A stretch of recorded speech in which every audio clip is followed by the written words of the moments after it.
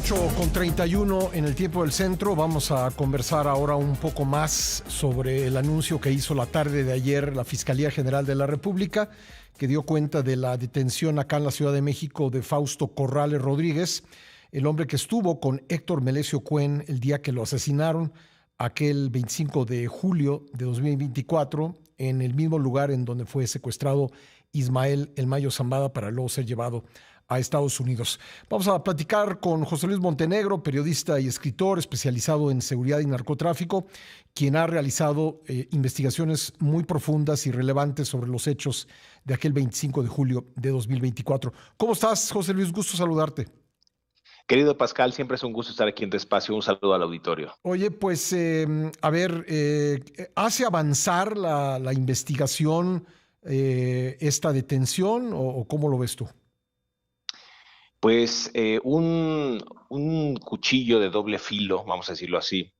Si bien Fausto Corrales, Pascal, fue el hombre que acompañó a Héctor Melesio Cuen Ojeda el día de su asesinato, fue testigo también del secuestro del Mayo Zambada, aquel 25 de julio del 2024, en este rancho de Huertos del Pedregal a las afueras de Culiacán.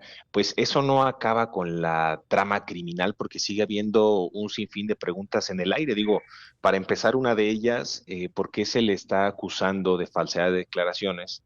Y bueno, de ser el único testigo vivo y probablemente estar implicado en el secuestro del Mayo, el asesinato de Cuen. Pero ¿por qué se le está achacando todo a Fausto Corrales Rodríguez y no así, por ejemplo, a la exfiscal del estado de Sinaloa, Sara Bruna Quiñones, quien promovió y difundió ese video que todos vimos en la gasolinera donde presuntamente habrían ultimado a Cuen, por lo menos con 3 tiros de pues un arma de fuego? Entonces a mí me parece interesante que a Fausto Corrales Rodríguez, en este primer avance procesal, es decir, de su detención, pues le estén achacando todas las responsabilidades que ya tenía, en este caso, la exfiscal de Sinaloa. Es, para empezar, uno de los puntos medulares y las preguntas que quedan volando. Y la actual fiscal, ¿no? Porque entiendo que era la fiscal regional en ese momento. Correcto, sí, y bueno, si bien es el único, insisto, testigo vivo, se le acusa de encubrimiento en el homicidio de Cuen, falsedad de declaraciones ante autoridades de procuración de justicia. Fausto Corrales, pues no es un personaje menor y valdría la pena hacernos varias preguntas. En este caso, ¿por qué es el único testigo vivo? ¿Por qué lo dejaron en libertad tras haber presenciado todo esto, Pascal? ¿Por qué no lo ¿Cómo mataron? fue que ocurrió? ¿Por qué no lo mataron? Uh-huh. Y bueno, aquí te habla, ya entramos en el terreno que a mí no me gusta, especulativo, del sospechosismo, pero es muy curioso que teniendo como referentes a estos personajes, el Mayo Zambada, el propio Joaquín Guzmán López, el círculo de seguridad de los propios Chapitos, ¿por qué con ese ánimo y misericordia que tienen los capos mexicanos, por qué Fausto Corrales Rodríguez le permitieron irse a su casa como si nada? A ver, entiendo el punto de la autoridad, ¿no? Que lo detengan, etcétera, pero ¿por qué no hay una línea de investigación mucho más profunda en contra de los funcionarios del propio Rubén Rocha Moya, que supuestamente habría hecho un viaje a Los Ángeles, California, el mismo día del asesinato de Cuen, porque habría estado citado a este cónclave criminal y no acudió? ¿Por qué no se le investiga también a Enrique Insunza Cázares? Me preguntarás por qué. Bueno, pues él también fue parte de los personajes que orquestaron y organizaron el cónclave criminal, de acuerdo a fuentes que yo tengo. Entonces, a ver, hay muchas preguntas en el aire. Fausto Corrales me parece que, si bien podría o no tener culpabilidad, es uno de los eslabones más bajos de esta cadena. ¿Qué sabemos respecto de lo que hizo Fausto Corrales en estos 2 años? ¿Qué ha hecho? Entiendo que se le detuvo aquí en la Ciudad de México, en la alcaldía Miguel Hidalgo, pero ¿qué sabemos de lo que hizo en estos 2 años? Pues mira, tenemos de conocimiento público que Fausto Corrales tiene una amplia trayectoria en el partido sinaloense, el partido que fundó Héctor Melesio Cuen. Sabemos que se afilió en marzo del 2017, aunque su registro como militante lo avalaron años después. Él pertenecía también, hay que recordar, a una estructura juvenil del partido y después se acercó de manera política al partido ahorita en el poder, a Morena. En 2023 también este hombre promovió públicamente la candidatura presidencial de Adán Augusto López, es decir, este hombre habría estado apoyando al hoy, bueno, yo ni siquiera sé qué puesto tiene este hombre, de repente lo ven en el Senado, de repente no lo ven en el Senado, pero de Adán Augusto López Hernández.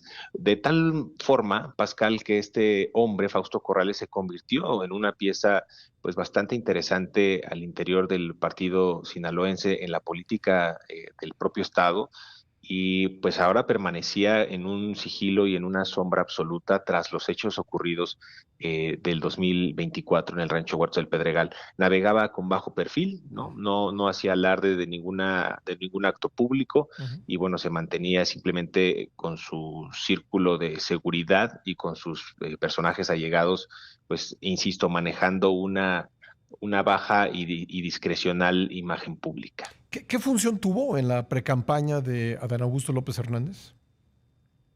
Con Adán Augusto López Hernández, este hombre estaba como parte del círculo de promoción de la candidatura de este hombre. Se mostró como parte del equipo de Adán Augusto López Hernández. Pudo haber sido que solamente promovió públicamente la candidatura y lo apoyó en esta corcholatiza que en algún momento hizo Andrés Manuel López Obrador. O que haya tenido una injerencia más acuciosa dentro de la organización política de este ascenso a Adán Augusto López a la presidencia, que no logró. José Luis, tú has podido indagar mucho sobre lo que sucedió aquel 25 de julio de 2024 en Huertos del Pedregal, al norte de Culiacán. Me gustaría que pudieras, por favor, resumirle lo que se sabe, resumirle a la audiencia lo que se sabe. Tengo que hacer un corte aquí de un par de minutos y si quieres regresamos con eso. Claro que sí, Pascal. Volvemos con mucho gusto. www.congreso.apieg.com. Te esperamos.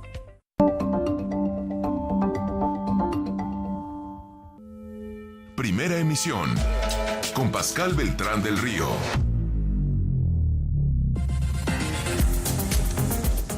Estamos conversando con José Luis Montenegro, periodista y escritor especializado en seguridad y narcotráfico, sobre la detención de Fausto Corrales Rodríguez, señalado como el hombre que estuvo con Héctor Melesio Cuen el día que lo mataron en Culiacán, Sinaloa, mismo día en que secuestraron a Ismael El Mayo Zambada. Y rápidamente, antes de seguir platicando con él, vamos a escuchar lo que dijo hace un momento la presidenta Claudia Sheinbaum sobre esta detención. Bueno, la Fiscalía ya tiene que informar. Ellos están, como dijimos desde hace muchos meses, la Fiscalía nos ha informado que siguen las investigaciones, que esto no se ha cerrado ese caso. Y es relevante esta detención. Y ya la Fiscalía pues que informe sobre cómo fue esta detención y las implicaciones que puede tener para conocimiento de este caso. ¿Ayudará a la declaración de Fausto Corrales, presidente?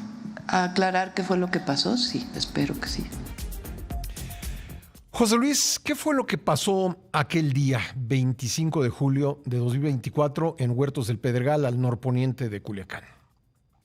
Hay que recordarle al auditorio, Pascal, que ese día fue citado con engaños Ismael El Mayo Zambada a este predio ubicado a las afueras de Culiacán, como bien refieres, para limar asperezas entre Rubén Rocha Moya, gobernador con licencia de Sinaloa, y el líder fundador del partido sinaloense, Héctor Melesio Cuen. Ellos públicamente lo dijo inclusive Cuen en un podcast que él tenía, pues había ya una serie de rencillas bastante ríspidas en torno a la actuación de Rubén Rocha Moya al gobierno, al frente del gobierno del estado, ¿no? Habría varias corruptelas, sus hijos, los Rocha Ruiz, se habrían enriquecido de manera ilícita y bueno, habrían ahí tenido una serie de intercambios públicos y el Mayo Zambada iba a fungir como un mediador para que cesaran estos ataques de manera pública. En ese lugar nunca llegó el gobernador Rubén Rocha Moya, llega Héctor Melesio Cuen con engaños, el Mayo Zambada también, y lo que ocurre ahí es que Joaquín Guzmán López, uno de los hijos del Chapo Guzmán, bueno, pues secuestra al Mayo Zambada para entregarlo a la autoridad norteamericana, él teniendo un acuerdo previo de que se iba a entregar de manera también voluntaria, pero se iba a llevar a una pieza clave del cártel de Sinaloa. De último minuto se lleva al Mayo Zambada y en ese mismo predio asesinan a Héctor Melesio Cuen. Nada más destacar también, querido Pascal, que dos personas del séquito de seguridad del Mayo Zambada, José Rosario Heras López, comandante de la Policía Judicial del Estado, y Rodolfo Chaidez, también miembro de seguridad, no han aparecido. Estos dos personajes que eran parte del Círculo del Mayo, pues siguen en calidad de desaparecidos. Se habla de que pudieron haber sido enterrados en alguna fosa o demás, pero no hay razón de ellos. Y bueno, pues el único que logra salir avante de este enfrentamiento, esta rencilla, es precisamente Fausto Corrales, que es esta serie de preguntas que yo te refería al principio de mi intervención. ¿Por qué lo habrían dejado ir? ¿Habría cooperado? ¿Habría estado involucrado en el secuestro, en el asesinato? Este hombre que hoy día pues tiene un alto cargo dentro de la Universidad Autónoma de Sinaloa, pues no sabemos realmente qué fue lo que ocurrió allí, y muchos de los cuestionamientos y mucho del panorama que se vivió al interior de ese predio, bueno, pues lo tiene en su haber, en su instantánea personal, Fausto Corrales, que fue aprehendido el día de ayer en la Ciudad de México, en la alcaldía Miguel Hidalgo, Pascal. Me dices que el gobernador no llegó a la reunión. Estaba previsto que llegara, desde luego. Así fue planteada la invitación para reunirse. Totalmente. De hecho, él era uno de los principales, ¿no?, objetivos que acudiera a esta cita para limar asperezas. En el libro, La Cuarta Transformación del Crimen Organizado, que elaboré con Ricardo Ravelo, allí presentamos una serie de conversaciones y audios transcritos donde el propio Círculo de Seguridad de los Chapitos hablaba de cómo ya se había orquestado y gestado esta reunión por lo menos con 2 o 3 semanas de anticipación, ¿no? Lo cual te habla de un conocimiento total de la autoridad, en este caso el gobernador del estado, para acudir al encuentro Huertos del Pedregal, ¿no? Entonces no era fortuito, no era un caso aislado, era realmente una cita que ya se había programado para que acudieran todos los involucrados. Él dice que no llega porque tiene que irse a Los Ángeles.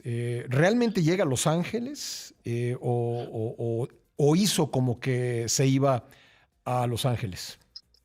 Al día de hoy, Pascal, no está acreditado, es decir, con algún sello, con algún ingreso por parte del Servicio de Inmigración y Control de Aduanas de Estados Unidos, que Rubén Rocha Moya haya accesado a Los Ángeles, California. Se habla de que habría emprendido un viaje, un personero, uno de sus allegados, con su teléfono celular. Habría viajado en un avión de Jesús Vizcarra, el dueño de Su Carne, amigo del Mayo Zambada, amigo de Rubén Rocha Moya. Habría viajado a Estados Unidos solamente para dejar constancia y registro de que el celular estuvo del otro lado de la frontera, pero nunca hubo una instantánea, un registro de que Rocha realmente haya estado en territorio norteamericano ese día. Bueno, y entonces si hay estas evidencias del papel que jugó el hoy gobernador con licencia en la convocatoria a esa reunión, sería natural que pues hubiese una investigación en torno del papel que él jugó. En un país democrático, en un país donde las leyes funcionan, en un país donde el Poder Judicial pues no está cooptado por la cúpula presidencial. Exactamente, creo que ahí hablas de manera precisa, Pascal. Creo que el propio gobernador con licencia, el senador Enrique Insunza, en este caso, bueno, Fausto Corrales tendría que dar su declaración y narrarnos qué fue lo que vivió al interior de este predio y cómo se gestaron todos estos hechos, porque todo lo que sabemos, y curioso, todo lo que sabemos respecto al rancho Huertos del Pedregal y lo que pasó en su interior, fue narrado por el propio Mayo Zambada en cartas que envió a través de su abogado Frank Pérez. Entonces, los implicados o los presuntos implicados tendrían que acudir a la autoridad para declarar. Y esto incluye, como tú ya decías, a Sara Bruna Quiñones, la entonces fiscal de Sinaloa, y a su subalterna, que es la actual fiscal, que era la vicefiscal para la zona centro del estado. También tendrían que pues declarar en este proceso. Totalmente, y sobre todo ella, ¿no? Sara Bruna Quiñones, porque si bien se le achaca a Fausto Corrales el hecho de haber hecho falsedad en sus declaraciones y haber presuntamente participado en el asesinato y en el secuestro del Mayo, el asesinato de Cuen y el secuestro del Mayo, pues Sara Bruna Quiñones también en falsedad de declaraciones y fabricación de pruebas, porque ese caso en específico de la gasolinera nunca se mostró que allí haya sido abatido Héctor Melesio Cuen Ojeda, ¿no? Fue simplemente una burla a la ciudadanía y después tuvieron que recular, y en lo que terminó eso fue solamente en el cese de las funciones públicas de esta mujer, pero nunca hubo pues algún castigo, ¿no? En torno a esta falta. Sí, me queda un minutito. ¿Cuál fue el papel de Insunza ese día?